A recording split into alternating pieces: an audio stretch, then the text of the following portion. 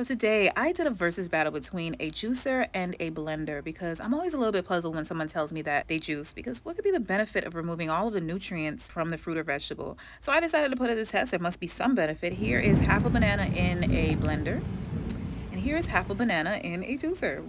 Yep, all 8 micrograms. So yeah, that was another drawback for me with the juicer. It's like, where is the rest of my banana? I did get a good amount of juice out of the spinach. Let's see, let's do an apple. So one thing I realized when I was putting the apple inside the juicer is that I didn't have to cut out the seeds. It would automatically separate that solid material. So that's definitely one time and texture saving benefit that the juicer has over the blender. Same thing with berries. Anytime I put berries inside my son's smoothie, he always complains about the seeds. But look at this beautiful berry color inside this blender. I just did not get that out of the juicer. I'm sorry. So here is our spinach, apple, banana, cucumber, and berry juice. And here is our very berry smoothie.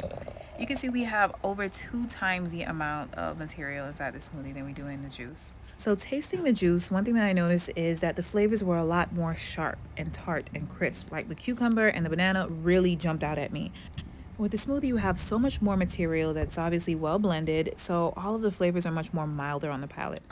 So all in all, y'all, I think I'm gonna stick to my smoothies and give Tina back her blender because yeah, this is just not for me. The benefits of juicing just don't outweigh the benefits of blending. But shout out to the Humble Kings for letting me hold the juicer though. Biggest drawback about this juicing life is look at all this stuff I gotta clean. Well, look at all this waste. Like I could have been drinking that, but look at all this stuff I gotta clean. I'm not about this.